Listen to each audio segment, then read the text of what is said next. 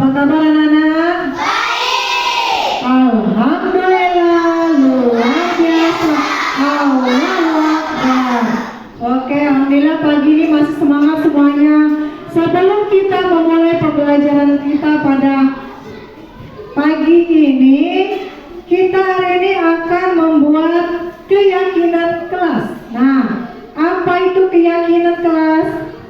Keyakinan kelas itu berawal dari apa? Awalnya kita buat kesepakatan kelas. Sekarang kita buat kesepakatan kelas itu sama-sama. Jadi bukan ibu yang buat. Kalau ibu yang buat namanya peraturan kelas kan. Tapi hari ini kita akan membuat keyakinan kelas ya. Menurut kalian kelas yang bagaimana yang kalian impikan itu? Terbangun, terbersih. Nah, untuk itu nanti kita buat dulu apa yang harus kita lakukan supaya mendapatkan kelas impian kita. Ibu punya kertas kecil ya, kalian tuliskan kesepakatan kelas yang ingin kalian lakukan di kelas ini, apa yang boleh dan apa yang tidak boleh. Misalnya jangan ini apa, seperti biasa ya, bisa kan? Coba kalian buat di sini. Ambil kertasnya sini ya. Boleh sini ambil perwakilan lah. Bagiin sama teman-teman kertasnya. Nanti nulisnya di depan sini ya. Biar lemnya nanti kita tulis di depan. Kita tempel di depan.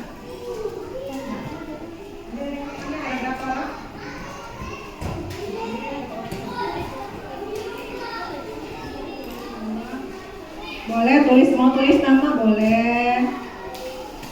Siapa lagi?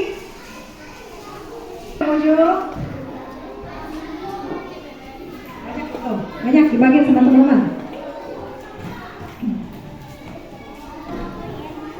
Nah, sekarang kalian boleh tulis nama boleh. Tulis kesepakatan kelas kita boleh bisa.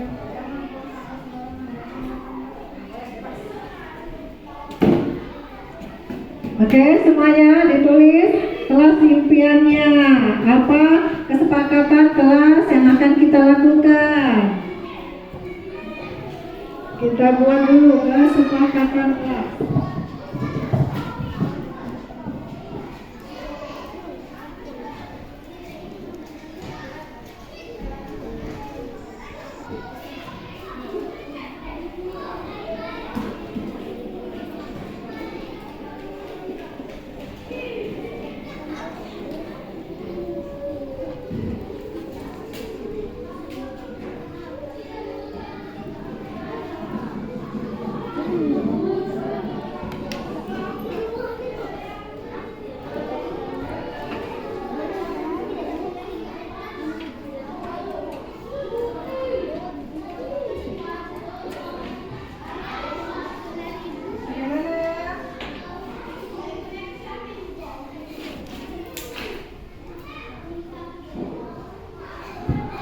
Yang selesai nulis boleh nulis 1, boleh 2, boleh minimal 1, boleh 2, boleh 3. Kalau banyak mau tulis.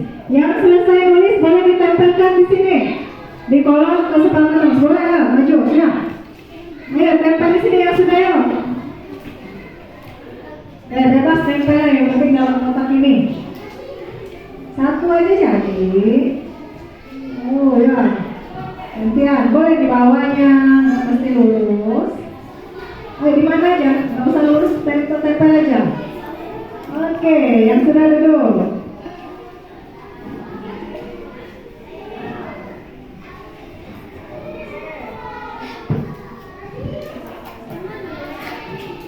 Bagaimana yang lain?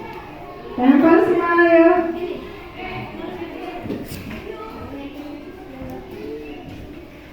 Oh ya, ayo tempelnya.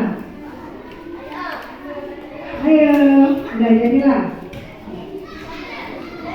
Bisa nempel. Nggak apa-apa, di sini jadi. Apa bawahnya dia boleh.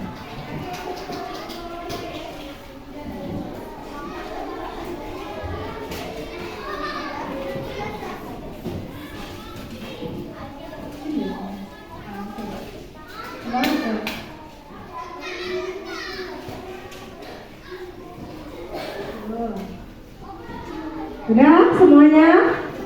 Sudah. Nah, tempel lagi.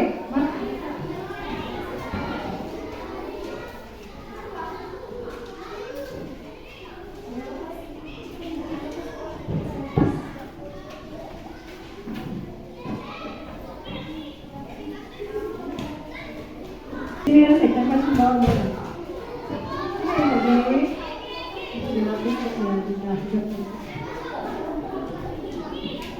Oke, kalian sudah menuliskan kesepakatan kelas. Ini ada siapa nih? Kinayanya nulis tidak boleh datang terlambat. Oke, jadi ini kesepakatan kita ya. Tidak boleh datang terlambat, setuju? Ada lagi, nah dari Pari, jangan buang sampah sembarangan, setuju? Ya, berarti jangan buang sampah sembarangan ya. Terus ini, oh sama, jangan membuang sampah. Nih, dari Yusuf, tidak boleh ribut saat belajar, setuju? Yusuf, boleh ribut sampai lagi belajar. Sama, ini tidak boleh ribut, jangan buang sampah. Karisa apa nih, panjang? Oh, tidak sama, sampah juga. Tidak boleh membuang sampah sembarangan. Apa nih? Oke, intinya itu kesepakatan yang sudah kalian buat. Tidak boleh buang sampah sembarangan, setuju? Tidak boleh datangnya terlambat, setuju? Tidak boleh ribut di kelas, setuju? Nah, kalau nggak setuju, tapi di sana kita masih menggunakan kalimatnya kata negatif kan? Tidak, jangan. Kalian sekarang kita akan membuat keyakinan kelas. Kita rubah. Kalau sekarang yang ini kita buat kesepakatan kelas, sekarang kita buat keyakinan kelas. Sesuatu yang kita yakini, kita impikan untuk kita wujudkan di kelas kita. Bisa? Bagi lagi kertasnya, gunakan kalimat yang positif. Misalnya apa? Kalau tadi tidak boleh buang sampah sembarangan, berarti diganti apa? Buanglah sampah pada tempatnya. Ini bagi.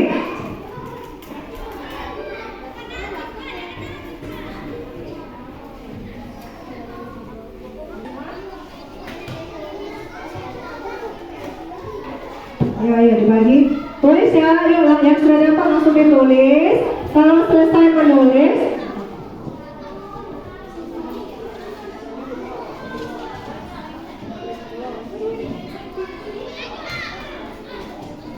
ayo tulis dengan kata yang positif. Apa berdua? Apa berdua? Ya.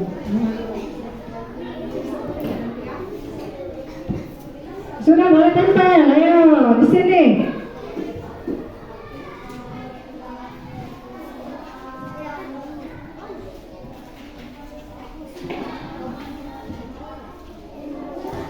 Ya, yang selesai menuliskan keyakinan kelasnya, langsung tempel di sini.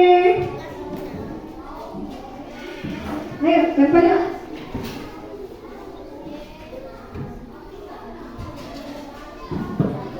Ya, sudah ya, tulis. Tempelkan.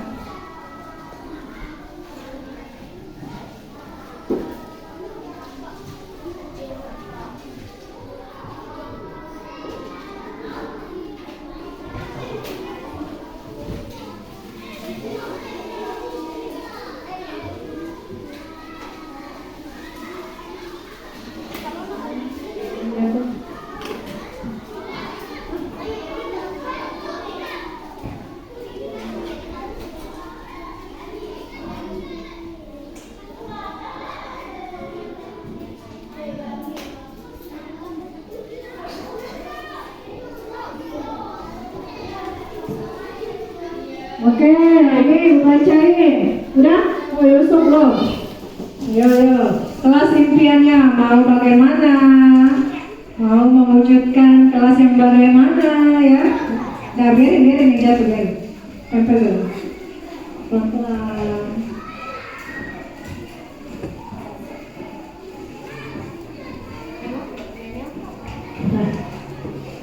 Nah, ibu pegang yang jatuh. Nah, tadi kita sudah buat kesepakatan kelas. Kita rubah menjadi kalimat positif di keyakinan kelas. Kelas impian kita yang bagaimana? Oke, ini ada yang membuat. Aku ingin kelas yang tidak ada sampah dan bersih. Setuju? Berarti teman keyakinan kelas kita ya. Berarti di kelas kita tidak boleh ada sampah. Apalagi ini, nah ini. Datanglah tepat waktu. Bisa?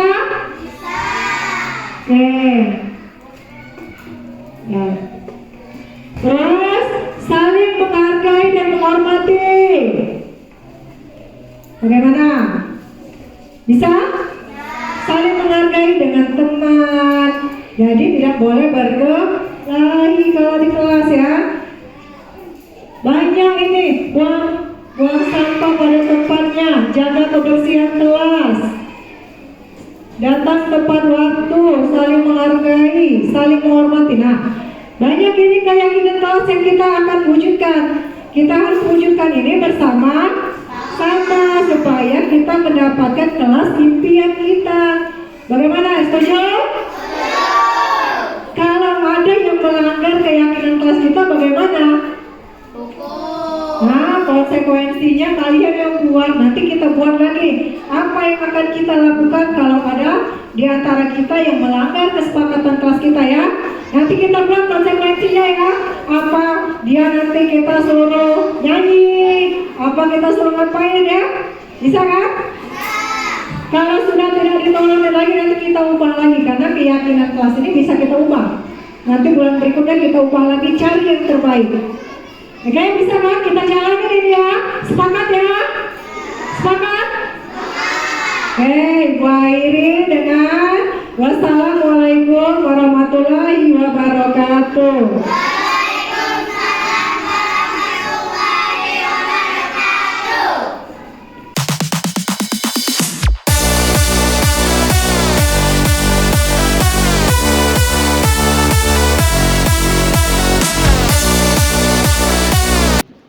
Assalamualaikum warahmatullahi wabarakatuh. Yang kami hormati Ibu Desi Fitriani SPD CGP Angkatan 11 Kota Palembang. Yang kami hormati Bapak Ibu Guru serta staf Dewan Guru dan Tata Usaha SD Negeri 27 Palembang. Pertama-tama marilah kita panjatkan syukur kita kepada Allah Subhanahu wa taala di mana sampai saat ini kita diberikan nikmat sehat, nikmat iman dan nikmat kesempatan. Salawat dan salam tak lupa kita sampaikan kepada junjungan kita Nabi besar Nabi Muhammad SAW beserta para pengikutnya sampai akhir zaman. Bapak Ibu Guru, sengaja hari ini kami kumpulkan di sini bahwa hari ini CGP kita dari SD Negeri 27 Palembang, Ibu Desi Fitriani akan mendiseminasi tentang budaya positif. Nah, oleh karena itu tolong didengarkan, disimak, nanti juga ada sesi tanya jawabnya dan diikuti ya. Untuk selanjutnya saya serahkan kepada Ibu Desi. Kepada Ibu Desi kami persilakan.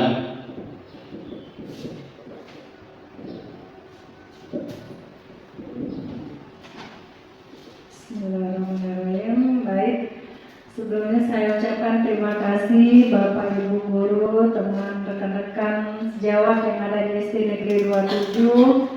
Terima kasih karena telah bersedia hadir dalam ruangan ini untuk saya mendiseminasikan budaya positif di sekolah. Pertama-tama pujian syukur kita panjatkan atas kehadiran Allah SWT karena berkat rahmat dan hidayahnya kita diberikan kesehatan, dapat berkumpul di dalam ruangan ini dalam keadaan sehat walafiat. Baiklah teman-teman semuanya, sebelum saya melakukan pengimbasan tentang budaya positif di sekolah, saya akan mengajak teman-teman semuanya untuk ice breaking dulu ya. Bisa ditolong untuk berdiri dulu, biar kita refreshing dulu ya teman-teman ya. Saya pikir, saya rasa, saya bisa.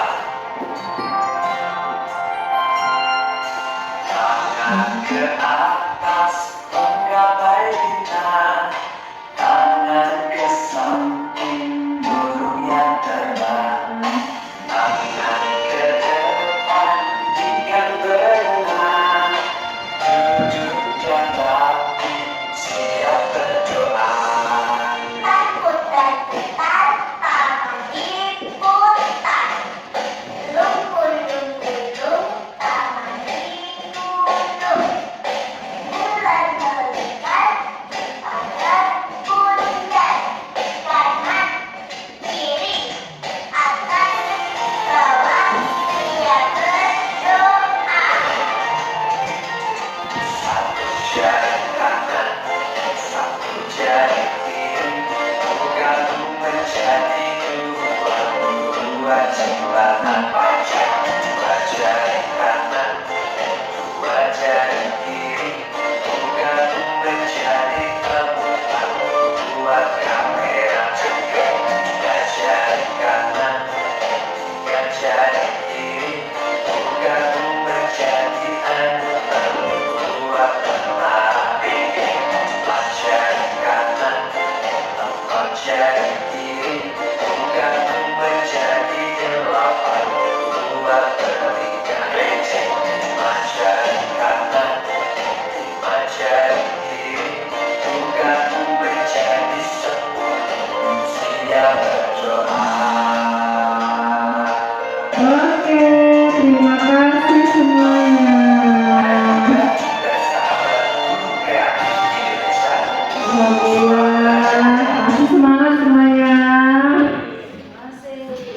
Masih ya, kita lanjut ya. Saya tampil dulu.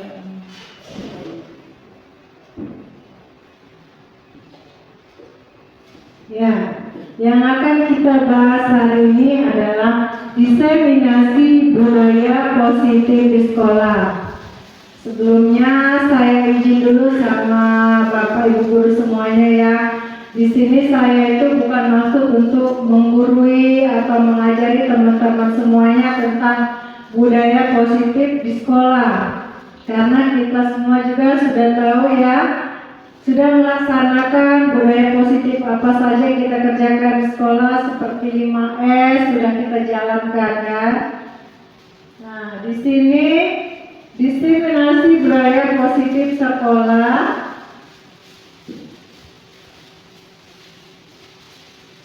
Oh ya, yang pertama ini ada kesepakatan forum kita dulu. Di forum ini kita punya beberapa kesepakatan nih yang kita buat bersama, yaitu menghargai siapapun. Nanti kalau ada teman-teman yang memberikan pendapat, kita saling menghargai. Berpakaian yang rapi dan sopan, menjadi pendengar yang baik, boleh makan dan minum dengan tenang. Yang mau minum boleh sambil minum biar tidak terlalu tegang ya. Kalau ada yang mau ditambahkan lagi apa? Boleh. Kalau dia mau ditambah kesepakatannya boleh ya. Kita tambahin nanti. Nih. Konsep inti dari budaya positif itu ada 8 konsep budaya positif yang kita terapkan ya. Yang pertama itu ada perubahan paradigma belajar, ada disiplin positif, nilai-nilai kebajikan, kebutuhan dasar manusia, motivasi perilaku manusia, posisi kontrol guru, keyakinan kelas, dan ada segitiga restitusi. Nanti di terakhir ada video juga, video tentang segitiga restitusi. Nah, Apa itu pembelajaran dengan paradigma baru? Di sini saya buat sini pembelajaran dengan paradigma baru, yaitu merupakan pembelajaran yang dirancang berdasarkan prinsip pembelajaran berdiferensiasi sehingga para peserta didik belajar sesuai kebutuhannya berdasarkan tahap perkembangan sesuai teori psikologi modern untuk mewujudkan profil pelajar Pancasila sesuai dengan kurikulum kita sekarang, yaitu kurikulum Merdeka.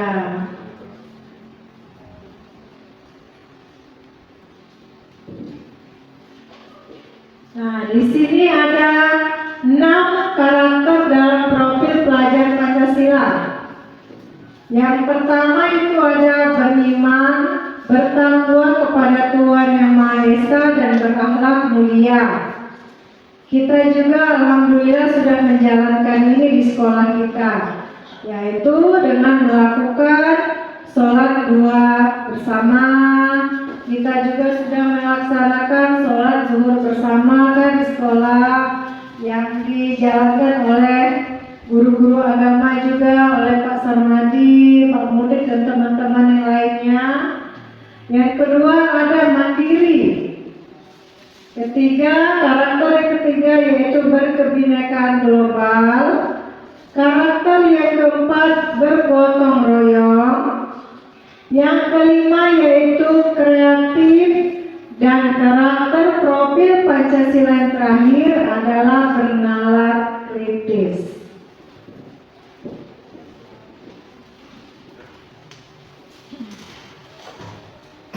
Ini yang sering terjadi ya, miskonsepsi tentang teori kontrol. Ada kesalahpahaman antara kita yang sering kita salah paham maksudnya sini ya, tentang pengertiannya, yaitu yang pertama itu ilusi guru mengontrol murid. Ilusi guru mengontrol murid. Di sini kita itu berpikir bahwa kita sebagai seorang guru, kita mampu mengontrol murid kita, mampu mengontrol perilaku murid kita ya. Nah, ini miskonsepsi ya. Terus yang kedua itu ilusi bahwa kritik dan membuat rasa bersalah mampu menguatkan karakter. Yang ketiga, ilusi bahwa semua penguatan positif, efektif dan bermanfaat. Ilusi yang keempat itu ilusi bahwa orang dewasa berhak memaksa. Di sini posisinya itu orang dewasa kita guru. Mungkin di sini bahwa orang dewasa berhak memaksa itu maksudnya kita sebagai guru bisa memaksa murid. Jadi itu tidak benar ya. Itu adalah termasuk dalam miskonsepsi tentang teori kontrol. Kita tidak bisa mengontrol murid kita dengan melakukan penguatan positif, bisa efektif bermanfaat, belum tentu juga. Dengan kita merasa orang dewasa, kita merasa berhak memaksa anak-anak, itu juga tidak boleh ya.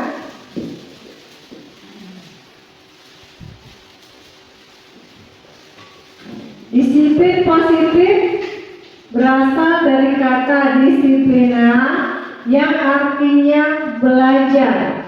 Disiplin mengacu pada disiplin diri yang memiliki tanggung jawab terhadap apa yang dilakukannya berdasarkan nilai-nilai yang diyakini. Disiplin positif juga merupakan salah satu cara penerapan disiplin yang bertujuan untuk menumbuhkan kesadaran serta memberdayakan peserta didik tanpa imbalan penghargaan, reward atau ancaman atau hukuman.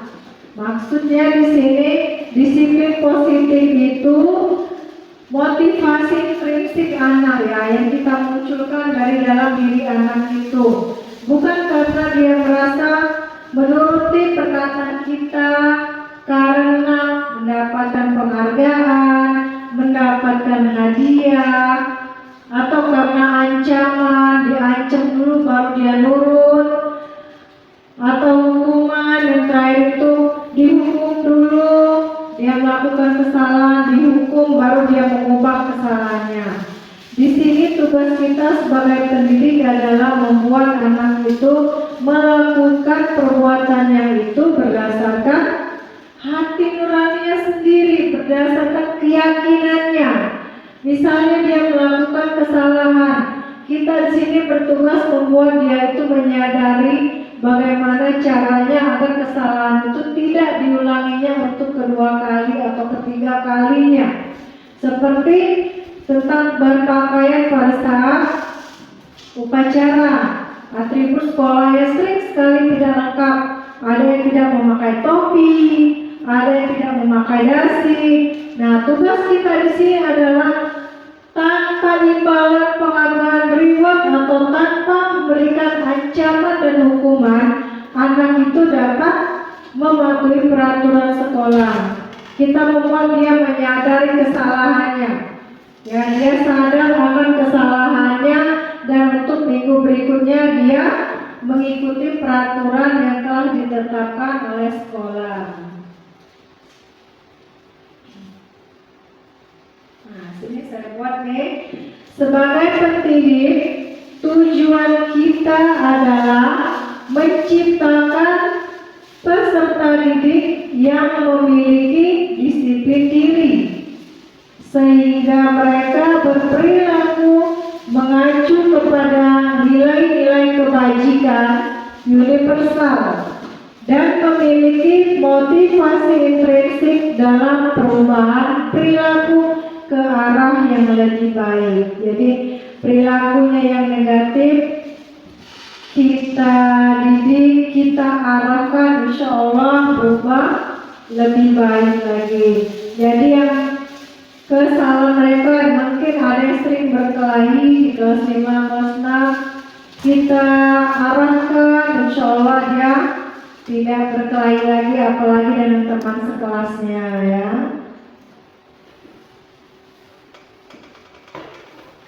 Nilai-nilai kebajikan. Di dalam profil pelajar Pancasila ada beberapa nilai kebajikan yang diterapkan. Nah, di dalam profil pelajar Pancasila yaitu beriman dan bertakwa kepada Tuhan Yang Maha Esa, berakhlak mulia, berkebinekaan global, gotong royong, mandiri, kreatif, dan bernalar kritis. Itu adalah nilai kebajikan yang tertanam di dalam profil pelajar Pancasila. Keterampilan hidupnya itu dapat dipercaya, lurus hati, pendengar yang aktif, tidak merendahkan orang lain, dan memberikan yang terbaik dari diri. Seperti tadi, melakukan perbaikan diri, melakukan perbaikan diri dari kesalahannya, dari hati nuraninya sendiri, ya. Kebutuhan dasar manusia. Kebutuhan dasar manusia adalah segala sesuatu yang kita lakukan untuk mendapatkan apa yang kita inginkan. Seluruh tindakan yang kita lakukan memiliki tujuan tertentu, dan semua usaha terbaik yang kita lakukan adalah dalam rangka agar kebutuhan dasar kita terpenuhi dengan baik. Ini ada 5 kebutuhan. 5 kebutuhan dasar manusia. Oke, pada dasarnya 5 kebutuhan ini sangat penting, ya, semuanya penting. Yang pertama itu adalah kebutuhan dasar manusia yang pertama adalah bertahan hidup. Nah, bertahan hidup di sini misalnya apa? Ya, benar. Nah, di sini tapi bertahan hidup kita perlu apa? Makan, minum, ya, kebutuhan hidup kita kan? Dasar itu kan, sandang, pangan, papan. Ya. Kebutuhan hidup, bertahan hidup. Kasih sayang dan rasa diterima. Nah, Kita perlukan kasih sayang kan? Dari antar kita, antar guru, antar siswa, kita perlu kasih sayang, rasa diterima, misalnya dalam sebuah kelompok. Kalau dalam teman sekelasnya itu, dia pasti senang kalau merasa diterima oleh teman-temannya, tidak dikucilkan oleh teman-temannya. Ada anak itu, apalagi kalau dia pendiam, dia merasa minder, aku nggak pintar. Ada anak itu di kelas saya ada, dia merasa dia tidak pintar, ya kan? Pasti dia minder, merasa tidak diterima. Nah, di sini tugas kita membuat anak itu di kelas, paling tidak di kelas kita, merasakan kasih sayang kita sebagai seorang guru dan mendapatkan rasa diterima. Yang ketiga yaitu penguasaan. Keempat ada kebebasan, dan kelima ada kesenangan. Kesenangan pada saat mereka belajar, jadi tidak terlalu tegang. Kita buat pembelajarannya itu happy anak-anaknya. Jadi kalau kata orang tuh bermain sambil belajar, bukan belajar bermain, tapi dalam permainannya ada belajar. 3 motivasi perilaku manusia yang sering terjadi.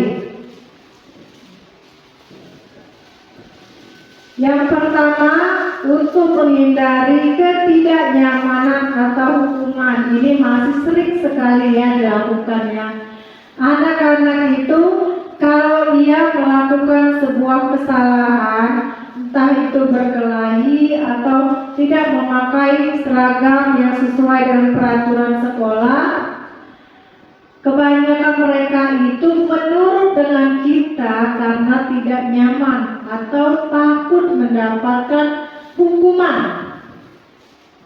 diancam tadi. Nah, dia takut, merasa terancam, merasa takut kalau minggu depan saya tidak pakai topi pasti saya dapat hukuman, entah itu hormat bendera, entah nanti disuruh bersihin lapangan. Bukan dari intrinsik, bukan dari motivasi intrinsik dalam dirinya kan. Inilah kebanyakan anak-anak masih melakukannya di sini, merasa tidak nyaman atau takut mendapatkan hukuman. Yang kedua itu untuk mendapatkan imbalan atau penghargaan dari orang lain. Ini juga masih terjadi. Mereka paling senang melakukan atau menjawab soal yang kita berikan kalau dapat imbalan. Cobalah, kalau bapak gurunya bilang, siapa yang bisa jawab pertanyaan ibu, siapa yang bisa jawab pertanyaan bapak, dapat hadiah. Pasti semuanya lincah, bersuara, angkat tangan, rebutan.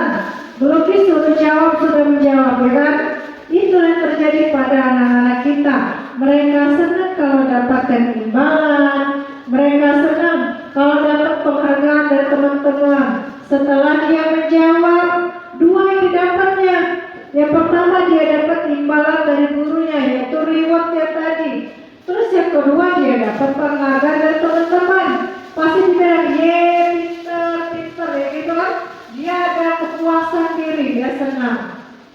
Ini untuk yang keduanya. Kalau yang ketiga ini untuk menjadi orang yang mereka inginkan dan menghargai diri sendiri dengan nilai-nilai yang mereka percaya. Nah, ini saya rasa posisi yang tepatnya ya. Mereka itu jadi melakukan apapun sesuai dengan apa yang mereka percayai, menghargai diri sendiri, bukan karena imbalan, bukan karena penghargaan dari teman-teman, dari guru, tapi karena mereka menghargai diri sendirinya dan nilai yang mereka percaya.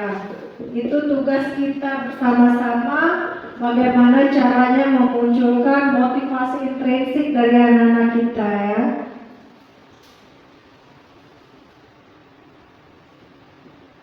Ada 5 posisinya di sini. Kita sebagai guru memiliki 5 posisi kontrol. Yang pertama penghukum, yang kedua pembuat rasa bersalah, ketiga teman, 4 pemantau, dan 5 manajer. Dari 5 posisi kontrol ini, yang paling ideal menurut Bapak Ibu yang mana? Posisi yang paling ideal, apakah sebagai teman? Manajer, iya. Ini yang paling ideal buat kita sebagai guru manajer. Kenapa manajer? Kenapa tidak sebagai penghukum ya?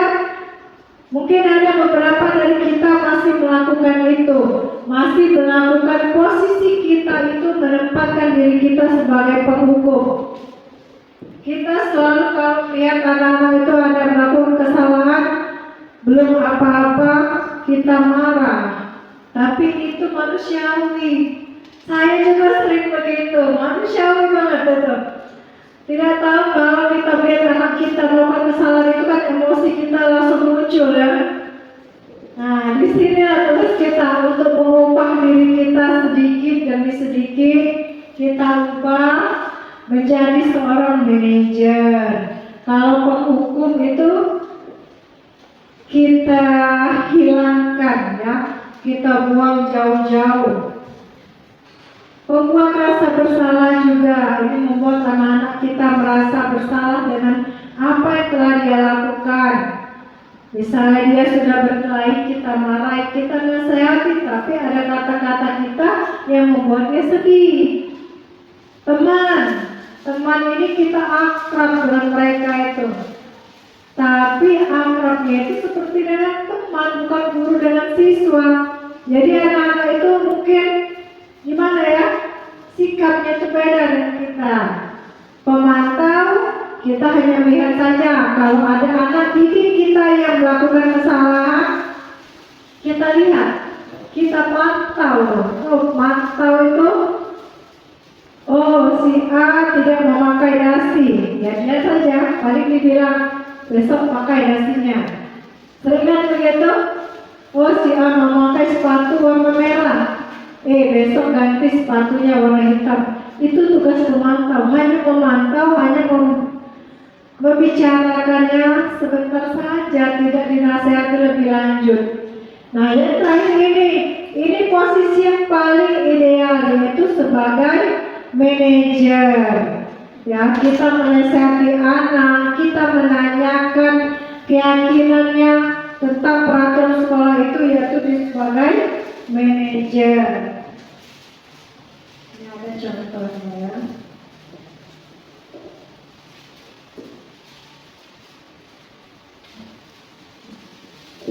Ini contoh penerapan 5 posisi kontrol guru.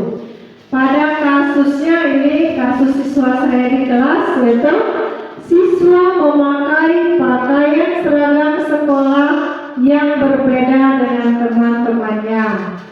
Nah ini kemarin ada kejadian, murid saya itu pada hari Rabu kita memakai seragam pramuka, tetapi anak ini memakai seragam putih pada Senin, putih merah.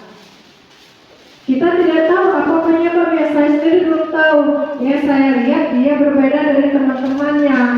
Kelihatan berbeda baju pramuka dengan baju putih ya. Nah di sini ada contohnya, misalnya penghukum. Kalau penghukum yang kita lakukan adalah melihat siswa kita memakai seragam yang berbeda tadi, kita kalau posisinya sebagai penghukum mungkin kita bicara seperti itu. Hormat pada bendera selama 1 jam. Kamu tidak memakai seragam sama dengan temanmu, jadi kamu hormat pada bendera selama 1 jam. Kita suruh keluar, hormat ya. Berarti itu posisi kita, posisi kontrol kita sebagai seorang guru adalah sebagai penghukum.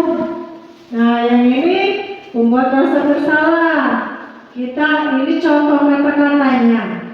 Kalau kita mengucapkan kata-kata ini kepada siswa kita yang seragamnya berbeda tadi, berarti posisi kita sebagai pembuat rasa bersalah. Berapa kali harus ibu beritahu kamu selalu saja mengecewakan ibu, misalnya kita bilang itu. Ada kata seperti membuat dia itu sedih karena dia membuat kita kecewa. Jadi di sini poinnya adalah membuat rasa bersalah. Yang ini yang ketiga sebagai teman. Kita mengucapkan kata-kata ini. Ayo dong, ikuti aturan sekolah. Tolong bantu ibu ya sekali ini. Ya sudah, tidak apa-apa. Lain kali jangan sampai berbuat seperti ini lagi. Nah, itu contoh kata-kata kalau kita menganggap mereka itu sebagai teman. Posisi kontrol kita di depan anak-anak itu sebagai teman. Posisi kontrol yang berikut, yang keempat adalah sebagai pemantau. Mungkin ini ya, ini contoh saja. Ada banyak kata-kata yang lain yang bisa diucapkan, tapi ini hanya beberapa contoh saja. Kamu sudah melanggar peraturan sekolah. Kamu tahu konsekuensinya? Setelah upacara, kamu beli atributnya ke koperasi dan jangan diulangi lagi. Kalau kita mengucapkan kata-kata ini, berarti posisi kita berada pada tim pemantau, hanya memantau ya. Yang berikutnya ini sebagai manajer. Apakah kamu tahu kesalahanmu? Nah, kira-kira bagaimana kamu memperbaiki kesalahanmu?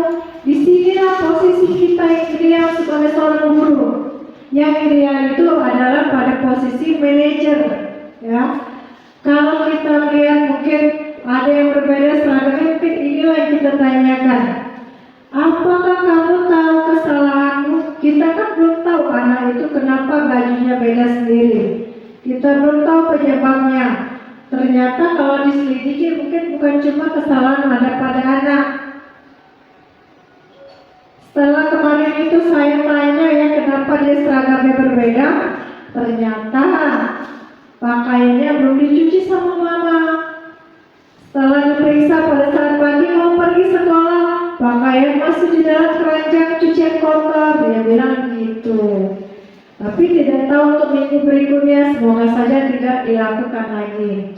Karena kita sudah melakukan posisi kita sebagai manajer dan kita berharap peserta didik kita itu, anak itu menuruti peraturan sekolah, tidak mengulangi lagi dan memakai seragam sesuai dengan peraturan yang telah kita tetapkan.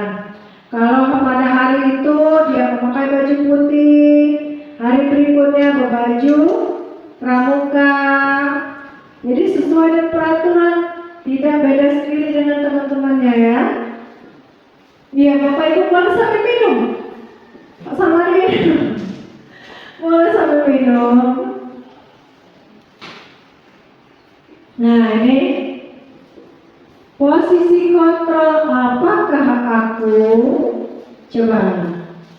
Saya kecewa dengan kamu. Nah, menurut Bapak Ibu, ini posisinya ini ada di mana ini?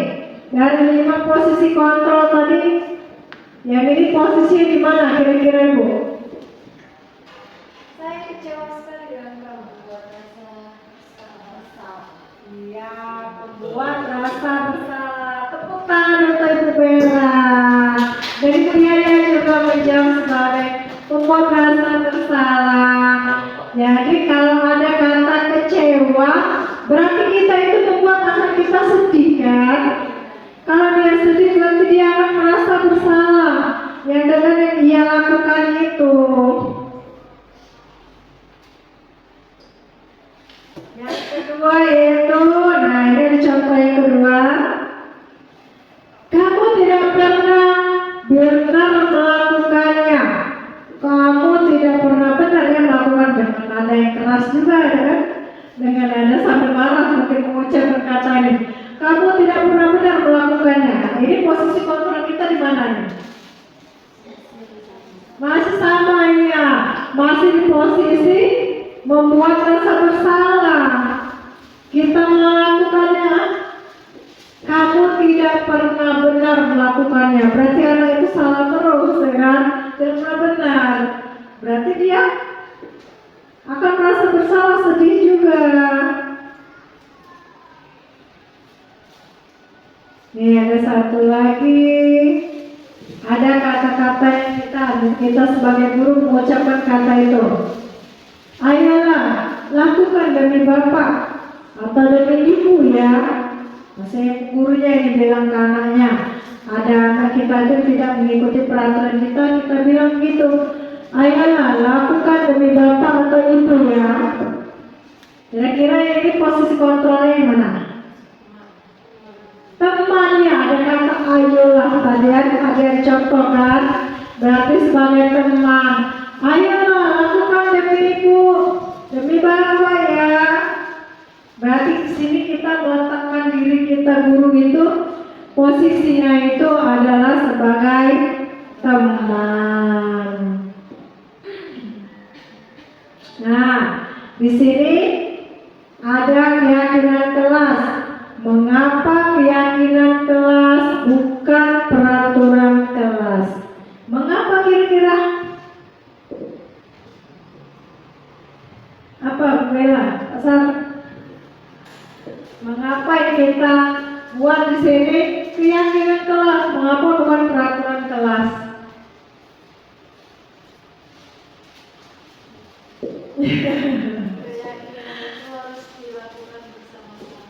Iya, kalau keyakinan kelas ini kan sesuatu hal yang kita yakini, yang harus kita kerjakan dan dibuatnya bersama-sama. Kita buat bersama beserta didik, beserta teman rekan sejawat kita. Tapi kalau peraturan kelas ini kita buatnya sendiri. Kita sebagai guru membuat peraturan kelas. Peraturan 1 ini, 2, 3, ya kan? 4, 5 ada poinnya. Tapi siswa kita belum tentu mengikutinya. Untuk keyakinan kelas ini kita buat bersama anak-anak kita. Jadi mereka yang membuatnya, kalau mereka tidak mengikutinya, mereka juga ada konsekuensinya. Namanya peraturan wajib dituruti. Walaupun banyak yang melanggar, kenapa sampai bisa mereka melanggar ya kan? Berarti ada peraturan dari kita yang tidak mereka senangi. Nah, disinilah kita akan membuat keyakinan kelas. Keyakinan kelas ini kita buat bersama-sama. Kita mengajak anak-anak, mengajak warga di kelas itu membuatnya sama-sama. Jadi, kalau kita sudah membuatnya sama-sama bersama anak, mereka yang membuat, ya kan? Apa yang harus mereka kerjakan? Berarti ada konsekuensinya, dan mereka juga yang akan menentukan konsekuensinya. Misalnya, buanglah sampah pada tempatnya. Mereka yang membuat itu tadi, kita sepakati bersama-sama menjadi keyakinan kelas. Seandainya ada yang membuang sampah sembarangan, membuang sampah di laci, pasti ada konsekuensinya. Mereka akan menerima konsekuensinya. Karena itu sudah keyakinan kelas yang akan kita lakukan bersama-sama. Yang paling sering itu datang terlambat. Nah, dalam kata di sini kita kalau membuat keyakinan kelas itu ya Bapak Ibu, gunakanlah kata-kata yang positif. Jangan kita menggunakan kata yang negatif. Misalnya, jangan buang sampah sembarangan. Itu bahasanya masih belum bahasa positif, masih negatif. Ada kata jangan. Tapi kita ganti kata-katanya. Buanglah sampah pada tempatnya. Jangan datang terlambat. Kita ganti kata-kata yang menjadi keyakinan kelas kita, yaitu datanglah tepat waktu. Jadi kalau kita masuk 6.40, anak-anak datang 6.40. Seandainya ada yang terlambat datang lewat dari 6.40, dia akan mendapatkan konsekuensinya juga. Dan konsekuensinya itu dibuat juga bersama-sama. Kali kita buat sama-sama. Jadi keyakinan kelas ini sekarang kita buat biasanya di awal tahun ajaran baru ya. Keyakinan kelas itu akan bisa diubah tuh. Keyakinan kelas itu boleh kita ubah. Seandainya dalam 1 bulan kita ubah keyakinan kelas, tapi ada keyakinan kelas yang dilanggar terus-menerus, kita perbaiki lagi keyakinan kelasnya. Jadi keyakinan kelas itu bisa diperbaiki terus-menerus sampai kita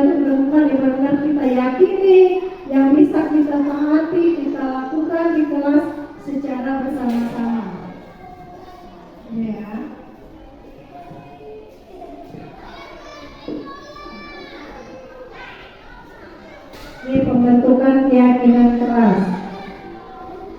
Bersifat abstrak, berupa pernyataan universal, dibuat dalam pernyataan positif tadi, kata-kata positif tadi ya, sesuai dengan kondisi kelas dan sekolah sehingga mudah diterapkan. Semua warga sekolah atau warga kelas dilibatkan saat membuat keyakinan kelas. Seperti tadi, jadi membuat keyakinan kelas itu bukan kita guru, tapi kita ngajak anak-anak bersama-sama membuatnya.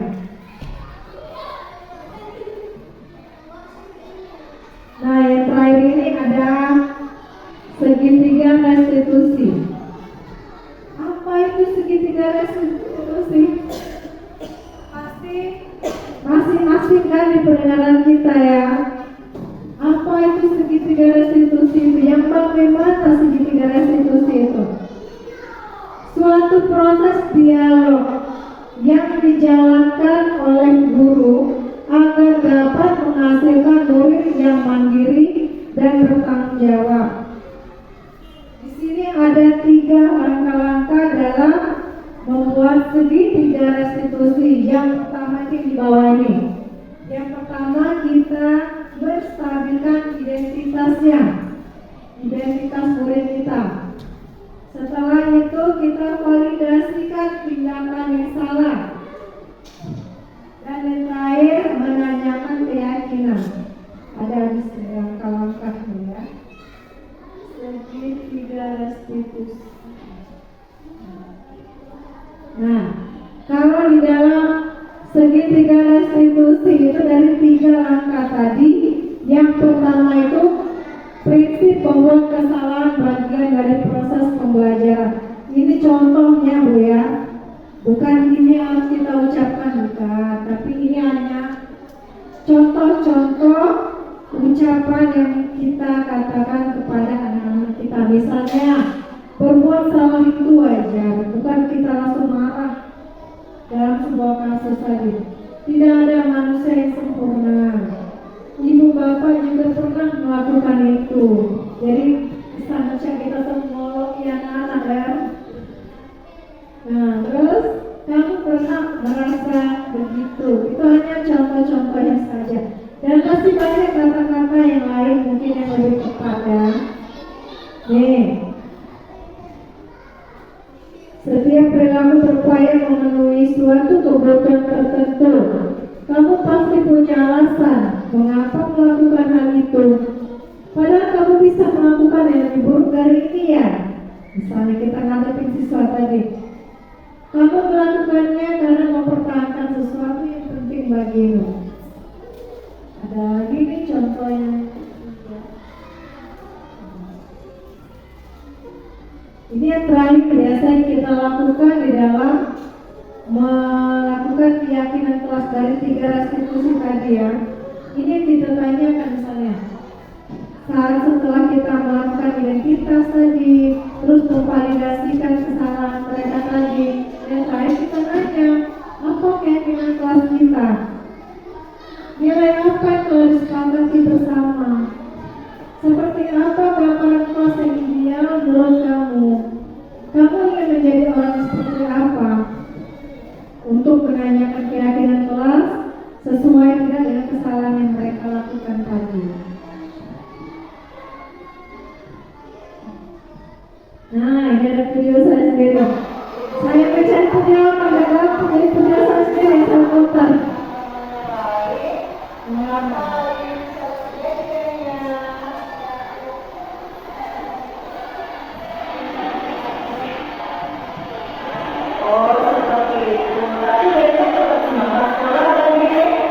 Di belakangnya ya. Baik, baiknya tidak masalah. Mungkin yang ingin mencari kesalahannya ya, kita cari penyelesaian yang bersama. Ibu yakin dan melakukan hal tersebut karena tidak mau terlibat pada sekolah. Tadi ibunya banyak sampai saja memang program yang berbeda dengan tapi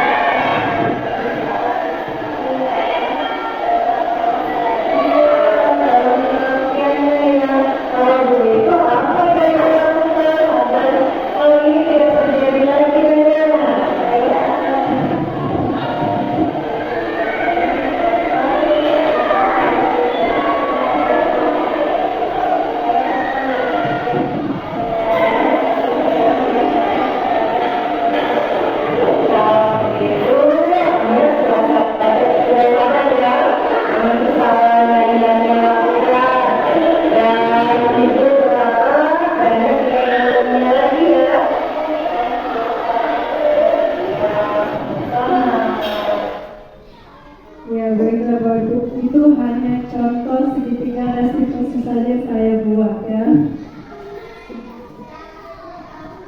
Jadi di sini kasusnya ini anak saya ini dianya ini seragamnya berbeda dengan teman-temannya. Misalnya pada hari Rabu itu kan kita ada pramuka ya. Kita ada ekskul pramuka, kita memakai pakaian pramuka jadinya. Tetapi si dianya ini dia memakai pakaian putih. Jadi saya panggil lah, kenapa saya panggil ke kantor? Karena kalau kita ingin menegur anak-anak itu seperti kita menegur teman, janganlah kita lakukan di depan orang lain. Janganlah kita lakukan di depan orang banyak, karena itu menimbulkan mungkin malu ya anak-anak itu. Kalau kita saja Bapak Ibu Guru, kalau ada teman yang ingin menegur kita melakukan kesalahan, ditegur depan orang ramai, ditegur depan orang ramai itu rasanya muka tersenyum tapi hati kita gak enak gitu rasanya, ya. Kalau kita ditegur, tapi kalau ada suatu kesalahan, teman kita sini dulu. Kayak istri kan jadi kan, ada yang ngomongin, misalnya kan sini dulu. Ya kita walaupun melakukan kesalahan, kita tahu itu yang harus aku perbaiki. Teman saya sudah mengingatkan. Seperti ini juga kasusnya dianya Bapak Ibu. Dia tidak memakai kaos, jadi saya panggil kan. Kenapa dia tidak memakai pakaian pramukanya? Ternyata dia punya alasannya sendiri. Ya namanya anak kecil, dia masih mengandalkan orang tua untuk menyiapkan pakaiannya. Ternyata pakaiannya belum disiapkan. Setelah dicek masih di tempat cucian kotor. Sudah seminggu ternyata belum dicuci bajunya. Ya daripada dia tidak sekolah, dia pikir lebih baik saya sekolah walaupun seragam saya berbeda. Makanya saya panggil. Kenapa? Dia masih semangat, alhamdulillahnya dia masih semangat belajarnya. Walaupun dengan mengenakan pakaian putih berbeda dengan teman-teman, dia tetap semangat belajar ke sekolah. Itu saja sudah apresiasi kita ya, walaupun dia ada kesalahan. Oke, di sini dalam penutupnya, dalam penerapan program disiplin positif, hendaknya guru memiliki standar kepribadian, profesional dan sosial yang baik, di mana guru mampu merefleksi dirinya dalam posisi kontrol saat ini. Bagaimana perjalanan diri sebagai manajer yang menuntun murid-muridnya menjadi insan yang mandiri, merdeka, dan bertanggung jawab. Banyak sekali yang kita pelajari, termasuk saya pribadi ya. Selama saya belajar di CGP ini, banyak sekali yang saya dapatkan. Yang utamanya itu pelajaran kita sebagai guru di sini belajar tentang menuntun.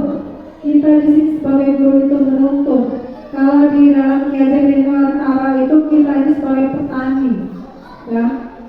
Siswa kita itu lahannya, kita petani.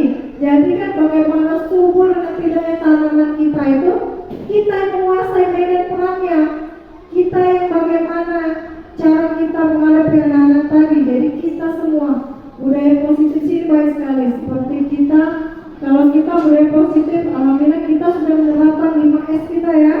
Pagi-pagi kita sambut anak-anak kita dengan salam, senyum, ya, sapa, sopan santun kita bilang nih terus itu. Baik kita ucapkan dalam setiap upacara itu pasti diulang-ulang terus oleh kita kan. Bagaimana caranya paling tidak anak-anak itu kalau lewat depan kita tidak lari, masuk lari kan. Sering kan kejadian. Alhamdulillah anak-anak kita sudah lebih baik dan kalau lewat masih sudah salaman, ya alhamdulillah. Itulah yang bisa saya imbaskan kepada Bapak Ibu tentang disiplin positif. Kita refleksi dulu Bapak Ibu. Kita refleksi dulu menurut Bapak Ibu. Ada apa yang kita dapatkan dari dalam pembelajaran budaya positif ini? Refleksi diri tentang budaya positif kita di sekolah.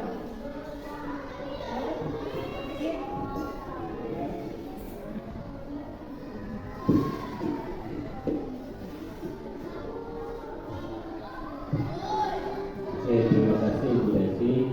Jadi budaya positif untuk kita terutama pengajar, paling tidak selama ini yang sudah kita terapkan sebagai guru, sebagai penghukum, sebagai membuat rasa bersalah. Nah, kita sedikit demi sedikit kita berubah. Paling tidak kita menjadi yang manajer yang terakhir ya. Terakhir. Kita belajar bersama-sama. Ini tersebut. Ya, terima kasih. Benar kata Pak Sarmadi, kita belajar bersama-sama, kita memperbaiki diri kita bersama-sama di sini. Sebagai awalnya mungkin kita sering sebagai penghukum, sebagai pembuat rasa bersalah, kita belajar sedikit demi sedikit bagaimana caranya kita itu belajar menjadi seorang manajer. Bukan hanya kantor perusahaan itu punya manajer. Kita sebagai guru menjadi manajer di kantor kita, di depan anak-anak didik kita ya. Ada lagi bisa merefleksi kalian apa yang telah didapatkan gitu. Tapi kan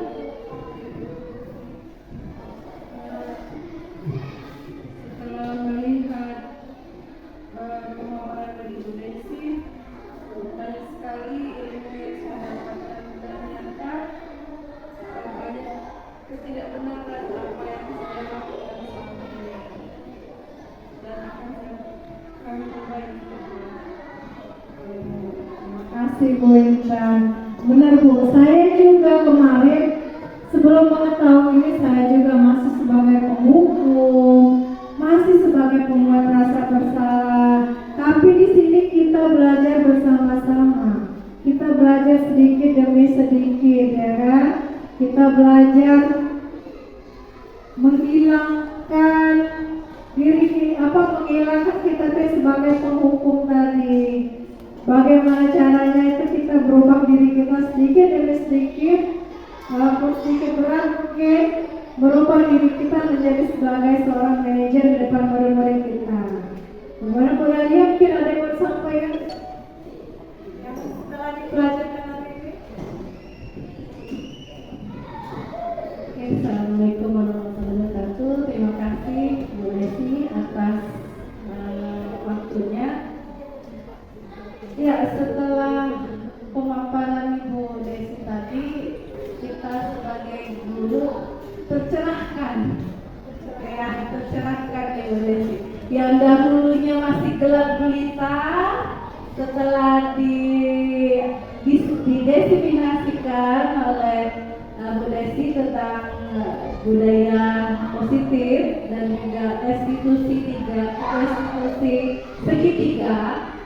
Jadi kita sebagai guru memahami apa kelebihan dan kekurangan yang telah kita lakukan kepada peserta didik kita. Dan kelebihan itu bisa kita pertahankan dan kekurangan itu bisa kita sama-sama kita perbaiki. Dan kita juga sudah memperbaiki dari dulu yang belum membudayakan 5S, sekarang kita sudah membudayakan 5S. Pada saat anak-anak ini datang, kita sudah guru-guru secara sukarela dan bersama-sama memberikan senyum, sapa, salam, sopan dan santun kepada murid. Dan juga di kelas kita bisa bukan hanya membuat peraturan di sekolah, tapi membuat keyakinan kelas, yang mana kita membuat keyakinan kelas itu bukan dari guru, tapi dari peserta didik, di mana apa saja yang menjadi keyakinan kelas itu, dan bisa juga kita apa saja konsekuensi dari apa tindakan yang dilanggar oleh peserta didik itu. Jadi kita bisa mengaplikasikannya kepada peserta didik. Oke, seperti itu saja. Terima kasih. Bagaimana teman-teman yang lain? Dimas, ada yang mau sampaikan? Mau merefleksikan setelah kita belajar tadi? Atau Pak Modek nih? Pak Modek sudah melakukan hal positif ya.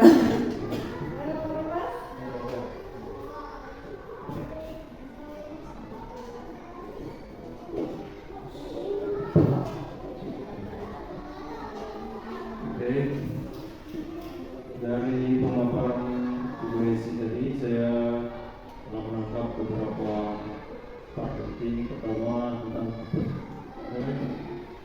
keyakinan kelas, bukan peraturan, karena menurut saya peraturan itu bersifat mengekang ya Bu. Kalau keyakinan itu inisiatif dari diri sendiri gitu kan. Nah, untuk yang memposisikan diri sebagai guru tadi, kita dituntut harus wajib bisa memposisikan diri kita sebagai manajer, bukan sebagai penghukum atau pemberi rasa bersalah, maupun kalau bisa melebihi dari teman dan tempat dari pemantau. Jadi guru harus dituntut untuk menjadi manajer bagi para peserta didik. Terima kasih sekian. Oke, terima kasih Pak Dimas. Benar ya, banyak sekali kita pelajari dalam budaya positif ini. Seperti posisi 5 posisi kontrol dulu. Saya juga mungkin baru memahami ya. Kalau selama ini ada 5 posisi kontrol yang sering kita lakukan itu sebagai penghukum, sebagai rasa bersalah, membuat rasa bersalah pada murid. Yang ketiga sebagai teman, yang keempat sebagai pemantau, dan terakhir sebagai manajer. Dan alangkah baiknya mulai dari sekarang juga kita memperbaiki diri kita sedikit demi sedikit supaya kita bisa menjadi posisi yang kelima tadi, posisi kontrol yang kelima, yaitu sebagai manajer. Dan juga dalam membuat keyakinan kelas tadi, ada baiknya kita ajak murid-murid kita ajak rekan sejawat juga bisa untuk membuat keyakinan kelas. Kita ubah peraturan kelas, kita ubah menjadi keyakinan kelas yang bisa kita jalankan di sekolah.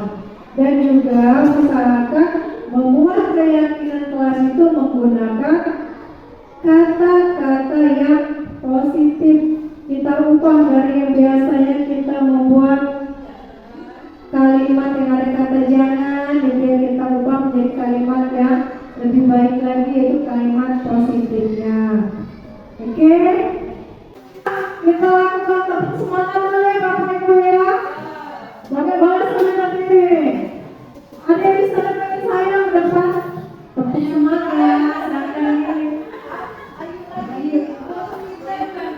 Ayo, kita tepuk semangat bersama ya. Ayo, Intan.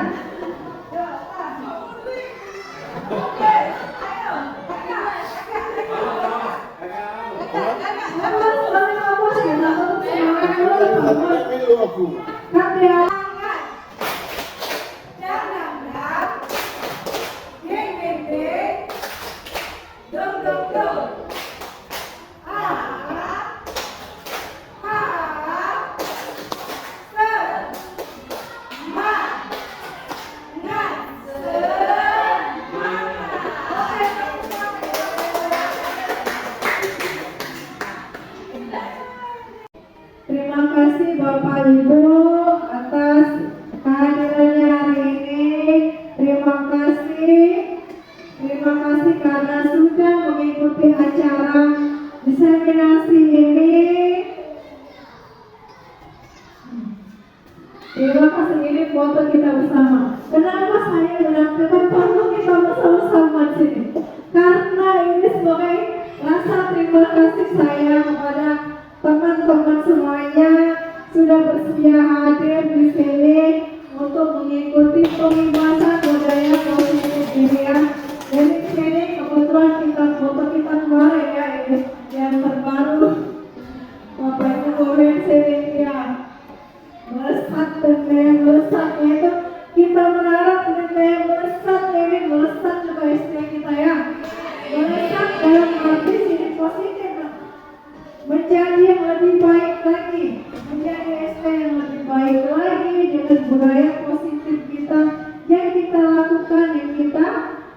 lagi secara sedikit demi sedikit seperti gaya kontrol guru tadi. Dari 4 kontrol posisi guru tadi kita akan menjadi yang terakhir menjadi posisi manajer. Ya, terima kasih banyak kehadirannya, menyempatkan waktu untuk hadir dalam ruangan ini. Saya ucapkan terima kasih banyak kepada Pak Febriansa. Saya ucapkan terima kasih atas waktu yang diberikan, dan kepada teman-teman semua saya juga mengucapkan terima kasih karena pengibasan budaya positifnya adalah tugas saya dengan CGP. Terima kasih atas dukungannya untuk menyelesaikan tugas ini. Saya akhiri dengan wabillahi taufiq wal hidayah. Wassalamualaikum warahmatullahi wabarakatuh.